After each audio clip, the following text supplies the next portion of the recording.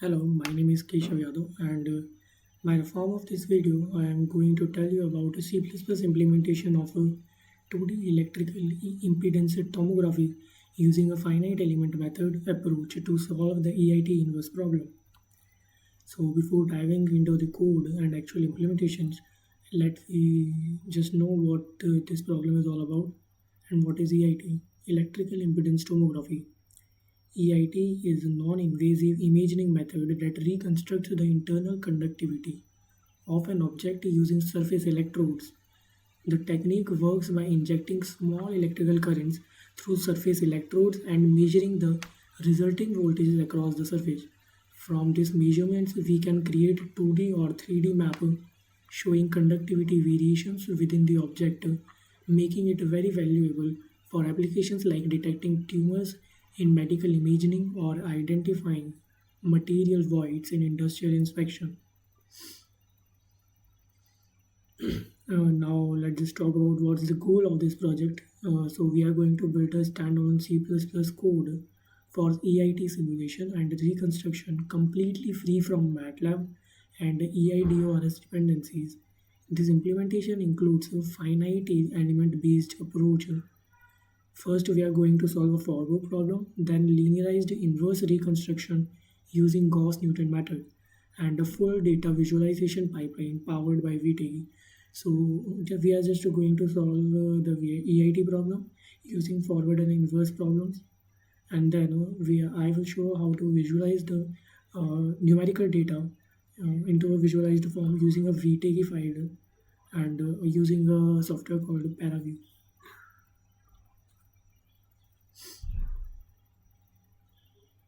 So let's just first I'll give you the summary of the complete workflow of what we are going to do. The EIT reconstruction process follows a systematic pipeline that transforms raw geometry into actionable conductivity maps. Understanding this workflow is essential for grasping how the application bridges physics simulation with inverse problem solving. So the first step is to read mesh file, load geometry from file containing nodes and elements that define the computational domain. So I can show you a file. So this is our data, example data, which I will also use as input and show you the output, and we will also visualize it. First, we will give the number of nodes, and this is the data of nodes. Then we will going to give the number of elements, the triangular elements in the finite element method. I am going to show, I will tell you what's these elements and why we are using them. And these are the data about how these elements are connected to each other.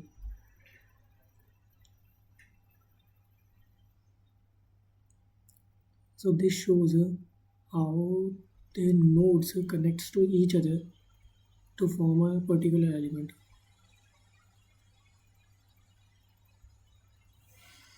Second, we will going to simulate data forward problem. Define baseline conductivity sigma base and phantom conductivity sigma phantom with an anomaly. The solve then solve FEM equations for both simulate voltage patterns. Build Jacobian matrix, compute sensitivity matrix G, showing how each element affects each measurement. Fourth, we will going to solve the inverse problem, which is the most important part.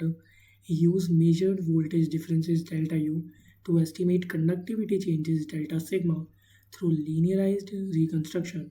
And then fifth, visualize results. This is the end where after completing the whole code, we just going to visualize what our numerical data is actually looks like in a visualized format. Export reconstructed conductivity to .vtk format for 3D visualization in ParaView. So this is not just about code. There is a lot of maths associated with this problem. So we are also going to know about what that is. So first, let's just talk about forward problem. Then we will going to talk about the inverse problem. So the forward problem is which simulates the physics of current flow through a conductive medium. We solve the governing partial differential equation So this is the partial equation that we will going to solve the forward problem, where sigma is the conductivity of material.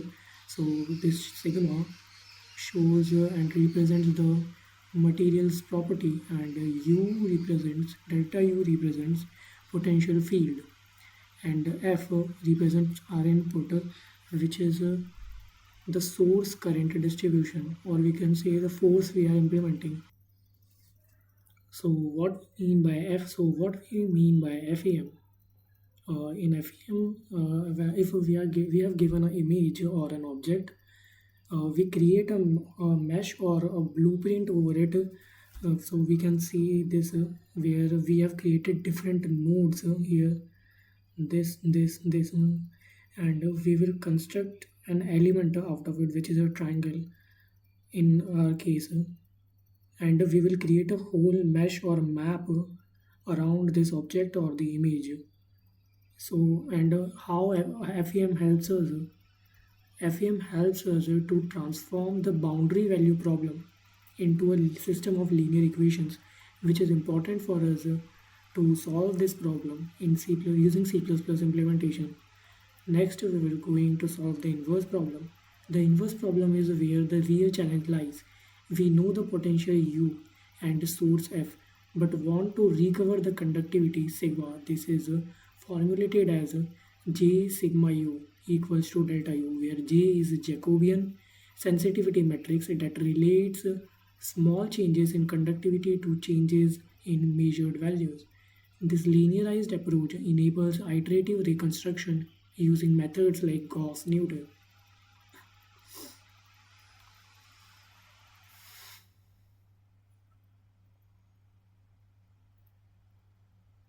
So for the C++ implementation of this whole problem, we will going to use the major library, which is EigenLive. Why we are using C++ while there is an alternative which is much simpler, MATLAB? Because there are some advantages of C++: high performance for intensive numerical computations, fine-grained control over memory and algorithm efficiency, produces portable, standalone executables without runtime dependencies, industry standards for specific computing applications. So overall, C++ is a faster way to implement it. That's why we are going to solve it using C++. And why we are using Eigen library? Because it is an efficient and flexible matrix library specifically designed for C++. Supports both dense and sparse matrix operations seamlessly. Key types: matrix 2D for node coordinates, sparse matrix for global stiffness matrix K. LDLT solver for efficient sparse system solution KU equals to F.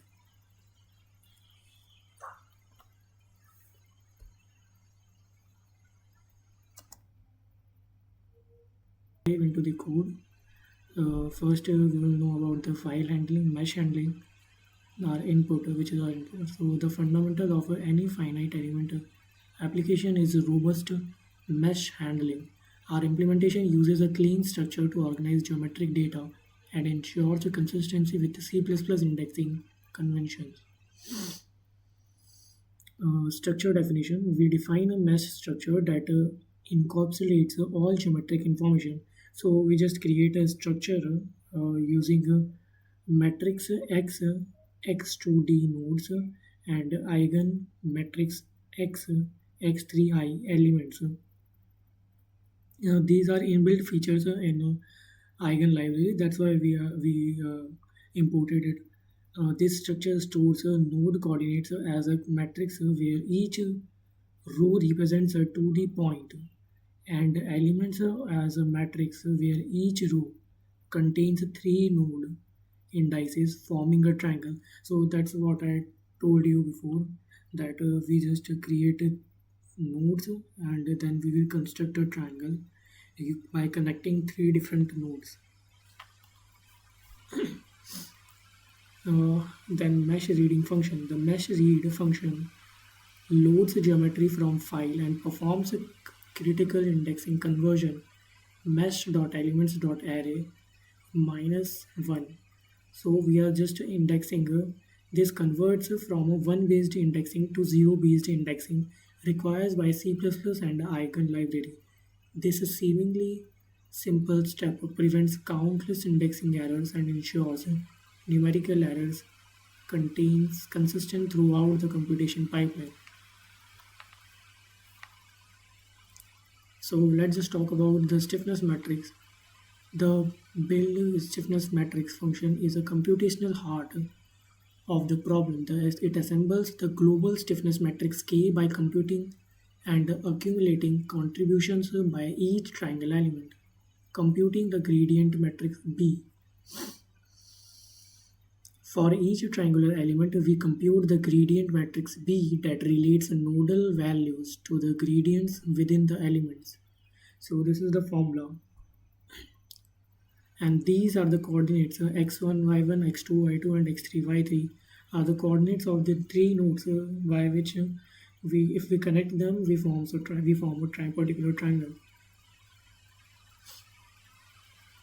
where AE is the element area, the triangle area, and this matrix encodes the geometric transformation from nodal values to spatial derivatives.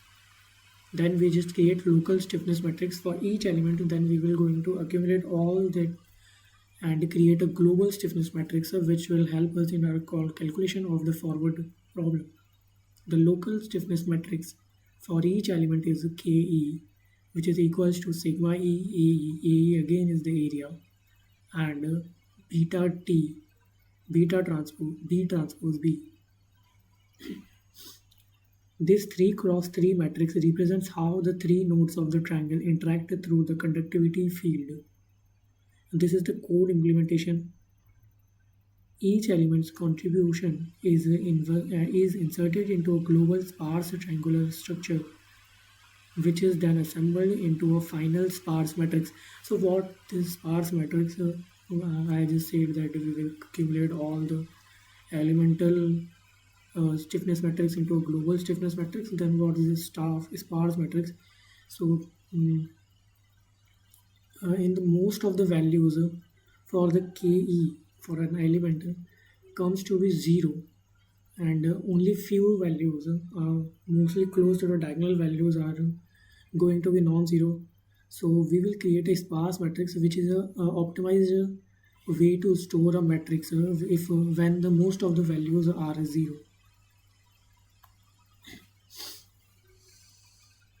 Solving the system, the grounding challenge. So what is the grounding challenge? When solving the linear system Ku equals to F, we encounter a fundamental mathematical challenge. The stiffness matrix is singular. This singularity arises from the physics of the problem. Voltage is always relative, never absolute. So we will going to know this in the next slide. Voltage in EIT are relative, not absolute. If all voltage is increased by a constant C, so logically we know that the electric field doesn't change. Current doesn't change either. So both U and U plus C satisfies the same equation. So Ku equals to F satisfies two different voltage matrices, which means that the RK is not singular. It has multiple solutions. Therefore,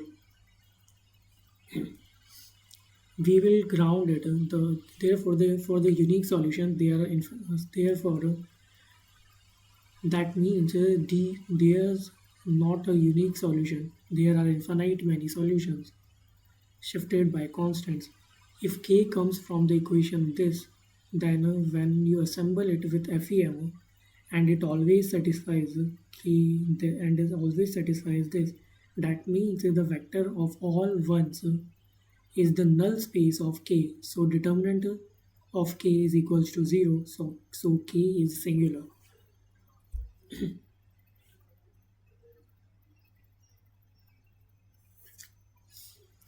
But to solve the inverse problem, we want k to be non-singular.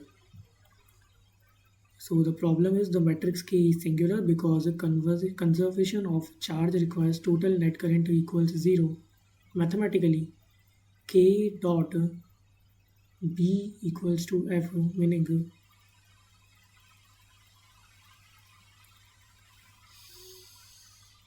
mathematically, columns are linearly dependent. The solution, we fix one node as a reference ground by setting u1 equals to 0. This breaks the linear dependencies and makes the system solvable. Implementation: zero out the ground nodes, row and column in K. Set the diagonal to 1 and set the corresponding force to 0. Code implementation, and this is our code implementation. After this modification, we solve using Eigen's efficient Simplicel LDLT sparse solver, which exploits the symmetric positive definite structure of the grounded system. And this is the whole mathematical reasoning about grounding. Why K is singular? The singularity of the stiffness matrix K stems from a fundamental physical principle, conservation of charge. In any closed system, the total net charge must equal 0. Mathematically, this means this and indicating that columns of K are linearly dependent. Without a reference point, the system has infinitely many solutions, differing only by a constant offset. So the matrix transformation is this that we just talked about here in the solution part. We will take the first element as 1 by grounding it, and the whole row and column belongs to it will become 0. Then if we multiply this for the solution, the first equation we will get is u1 equals to 0. This constraint eliminates the null space and provides a unique solution. The choice of grounding node is arbitrary. Any node works, but consistency is crucial. This transformation eliminates the singularity and fixes the potential reference, enabling efficient numerical solving.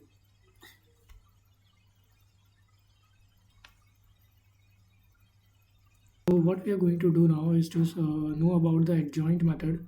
The Jacobian matrix J is link.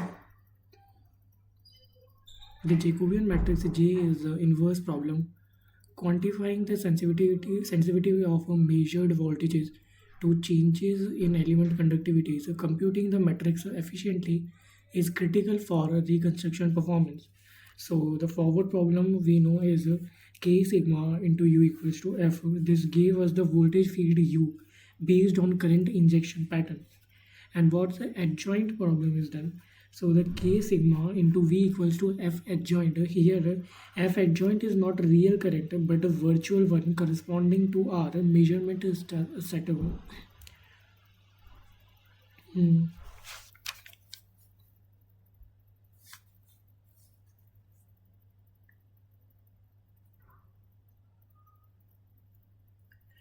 So if the F adjoint at 2 is equals to 1 and F adjoint at 3 is equals to minus 1 means entering from 1, and so we are entering the current from 1 and removing it from other. Then measuring the voltage difference between node 2 and 3 is all we are doing here.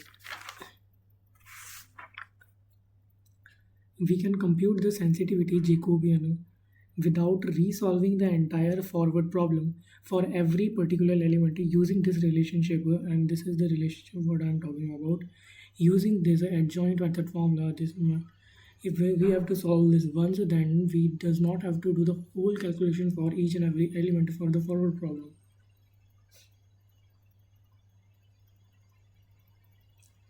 Where U is the forward potential from current injection, V is the adjoint potential from measurement pattern, and AE is the area.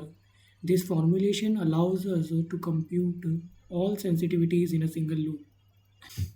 Where U is the forward potential from where U is the forward potential from current injection, V is the adjoint potential from measurement pattern, and AE is the element area.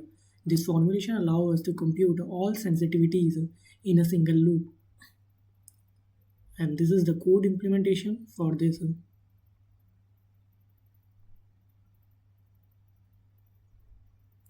For each measurement, we set up an adjoint source term with 1 plus 1 at one electrode and minus 1 at another. solve for the adjoint potential V, then compute the dot product of gradients. This elegant approach avoids expensive matrix inversions and scales efficiently with problem size.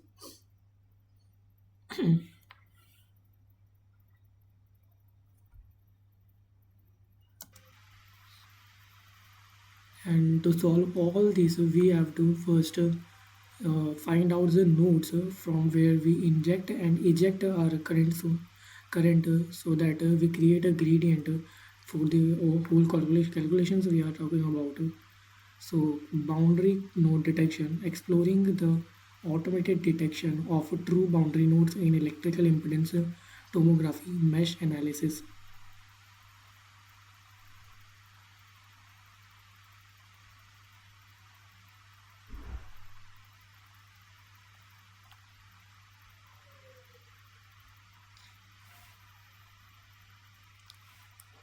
So I am going to take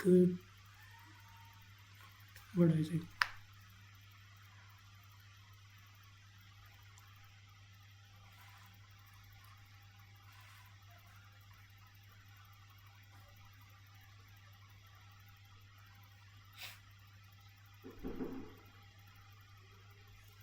So I am doing just for the problem solving purpose. So there is no specifications about at the boundary where we should put the electrodes to inject and eject the current. So I am just detecting the boundary nodes and then randomly selected two random nodes from two random boundary nodes from them so that I can create a gradient on a whole mesh.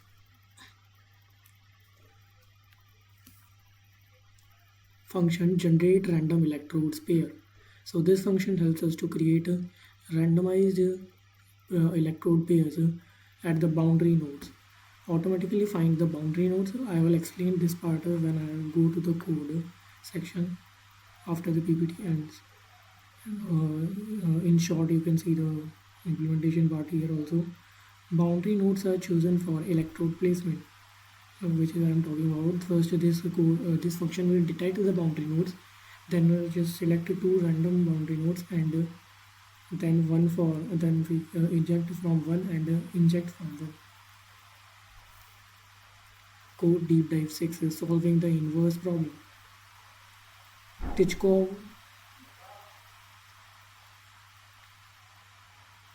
Tikhonov regularization stabilizes the ill-posed system.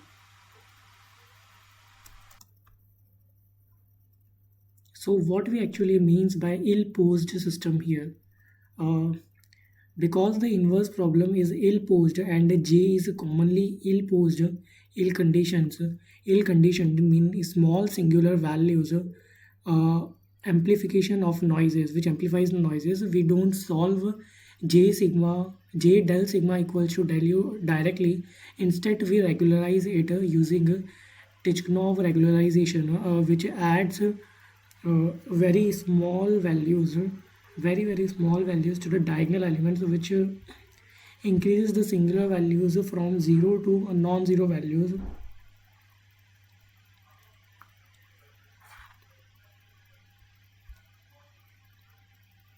Here the lambda is greater than 0 is the regularization parameter, sometimes written without the square.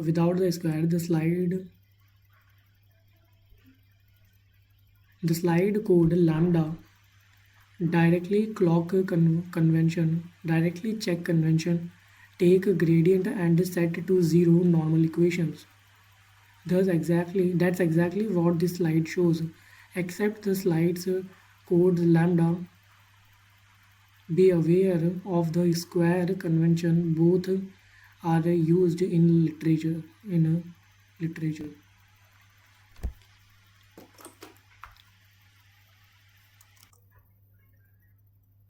So here comes the last part of the code where we are writing the results into a VTK file. So we will create a function called write VTK, which will convert the whole point data which we have calculated numerically and convert it into cell data and visualized into a visualized format and purpose cache visualization both physics and inverse solution in Paraview. Main function. First, we will load the read mesh, then set a baseline and phantom conductivities. Then third, generate electrode pairs using generate random electrode pair function. Fourth, simulate voltages for both baseline and phantom. Fifth, compute and build delta U and J Jacobian. Sixth, reconstruct solve inverse problem. Then seventh and the last part, write it into a VTK file. All steps are automated, modular, and reusable.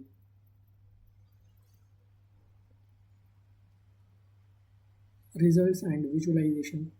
So the how to view run the program creates a reconstruction.vtk in documents, open in paraview, switch between potential and delta sigma color maps. Extended outcome. A hotspot appear where the phantom conductivity was defined, verifying correct reconstruction.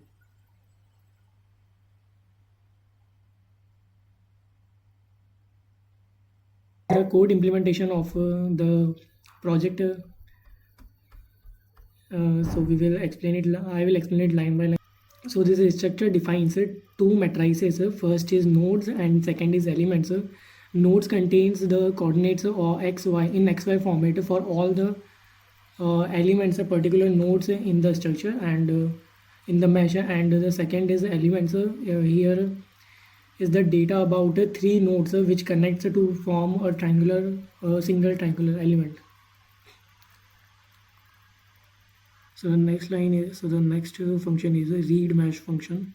Read mesh function. This function reads a mesh file from disk and loads it into a program. First, it tries to open the file using the input file stream, and if the file cannot be opened, it throws a runtime error. If it then skips comment lines, then that begins with a hash and reads the number of nodes. After that, it reads the coordinates of each node and stores them in the nodes matrix. Next, it again skips the comment lines and reads the number of elements. Then it reads the connectivity of each triangular element, that is which three nodes from that triangle, and stores them in the elements matrix. So here's the input of nodes, and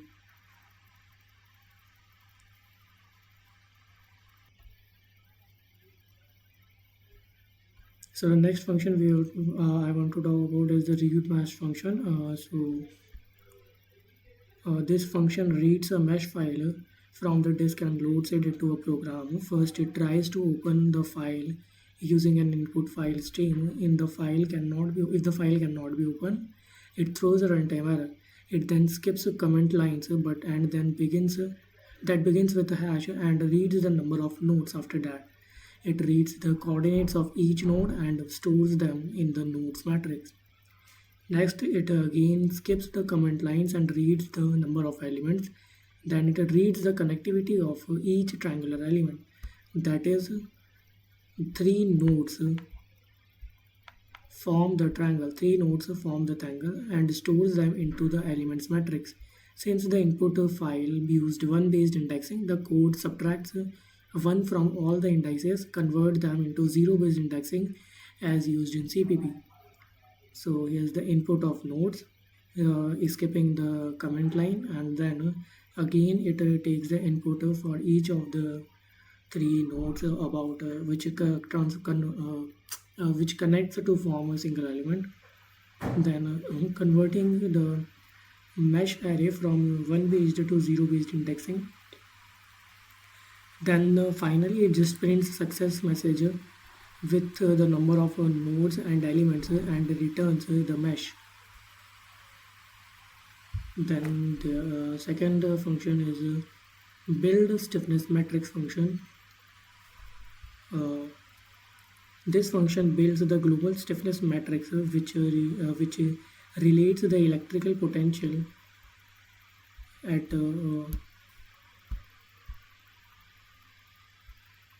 which relates the electrical potential at nodes to the injected current. So it loops over each triangular element in the mesh. For each element, it retrieves the node indices and their coordinates.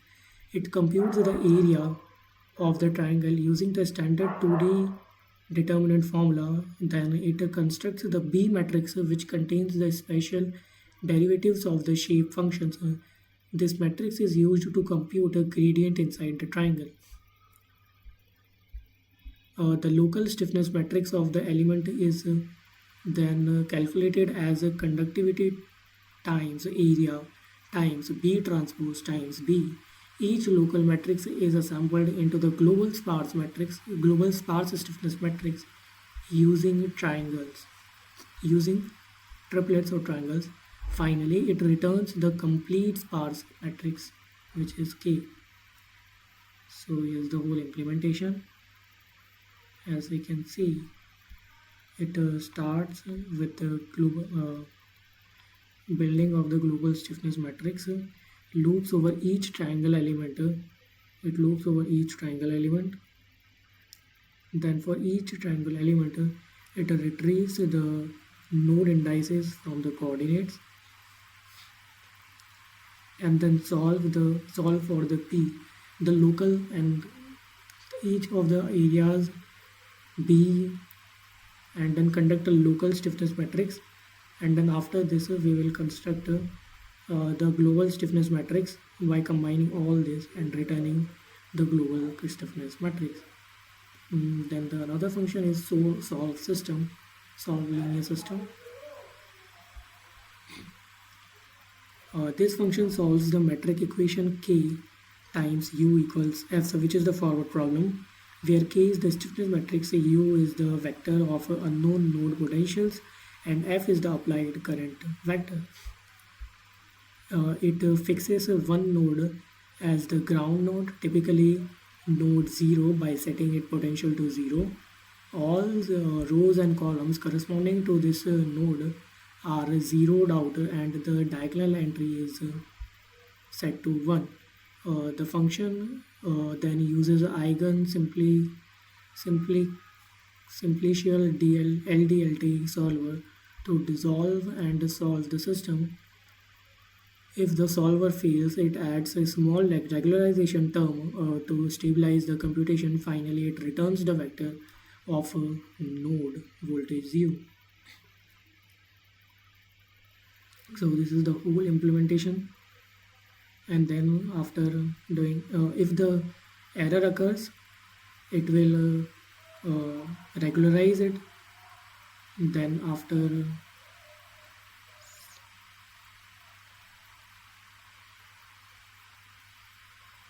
so if the error occurs, it will regularize it, and if again error occurs, then it is not decomposable, and otherwise it's decomposable. We will solve for that. And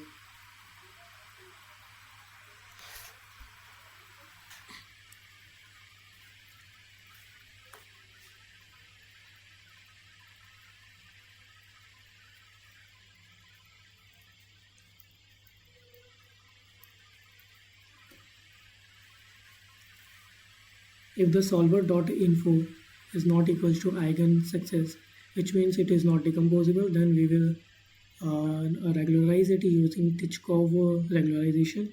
Then if again this error occurs, then it's not decomposable, then we will solve for it, and if again occurs, then solution failed and solver failed, and then if we got the result, we will return it. The next is build a Jacobian matrix. Build Jacobian function. This function computes one row of the Jacobian matrix, which represents how the measured voltage changes with respect to the conductivity in each element. It first defines the adjoint problem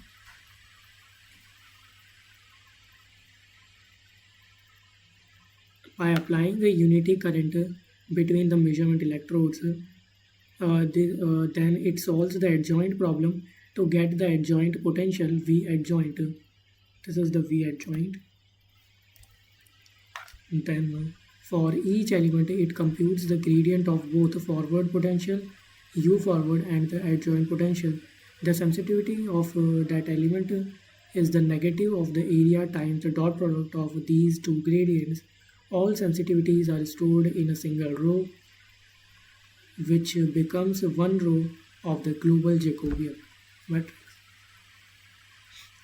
And after calculating all this, we will return the row, which will become the eventually become a row of a global Jacobian matrix. This is our random electrode generator, which will just create which this detects the boundary nodes, and then we will store them, and then we will find the distant boundary nodes. It's just for to get the more broader gradient. It's not necessary. This is part which just I added. If boundary size is less than this,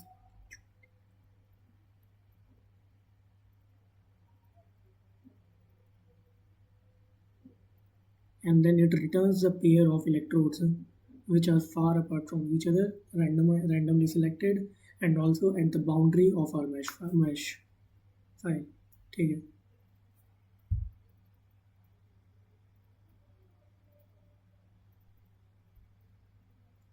Then the function solving the inverse problem. This function performs the inverse reconstruction step. It takes the Jacobian matrix J and the difference in the measured voltage is delta U and solves a Tikhonov regularization least square problem. The result delta sigma represents the estimated change in the conductivity of each element. A small regularization parameter lambda added to stabilize the inversion. Then here's the last pattern, which is write VT It just converts the numerical data into a visualized format of .vt file. So this function exports the reconstructed results to a .vt file for visualization. It writes the node coordinates, the triangular cell conductivity, and the reconstructed conductivity change for each element. Uh, if a point's potentials are available, it also writes them as scalar field data. The output file can be viewed using visualization tool like ParaView.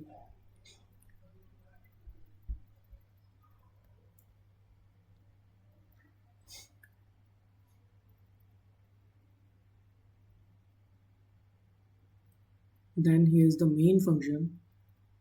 This function where we call all other functions. So now let's go through the main function step by step. The program first reads the mesh file from the specified directory using read mesh. It prints the number of nodes and elements. It defines two conductivity distributions, one at the baseline and another at the phantom, where one element has a higher conductivity. It then generates a chosen number of random electrodes pairs along the boundary. For each electrode pair, it applies a unit current between the two electrodes and solve the forward problem for both the baseline and the phantom conductivity case. These resulting voltages are stored and the voltage difference between the phantom and baseline is computed for each pattern. Next, the Jacobian matrix built by computing one row for each current injection pattern. Using the Jacobian and the measured voltage differences, the program solves the inverse problem to estimate the change in the conductivity of all elements. The reconstructed values are printed to the console. The nodal potentials from the first simulation are for visualization. Then program determines the user's documents folder, saves the .vtk file there, and automatically opens that folder in Windows Explorer.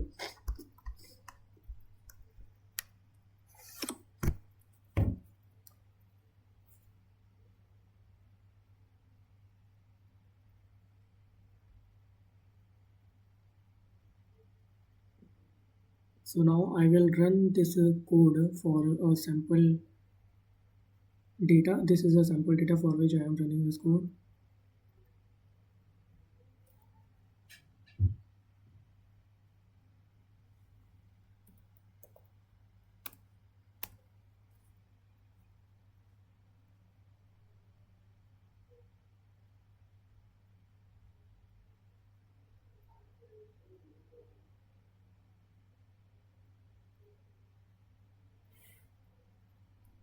It already is by default redirected me to the location where our reconstructed VTK file was.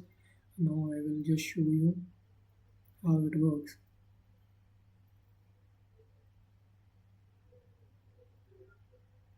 This is the Paraview software where we will open the reconstruction.vtk file here in desktop. This is our file. Apply, and for better visualization we can just surface with edges.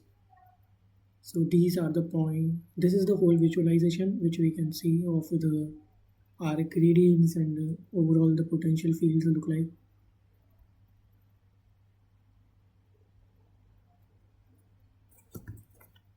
Guys, this code performs a complete finite element based electrical impedance tomography simulation and reconstruction workflow for reading the mesh, from reading the mesh to solving the forward problem, adjoint problems, building the Jacobian, performing inverse estimation, and finally visualizing it. So here's the whole presentation. Thank you.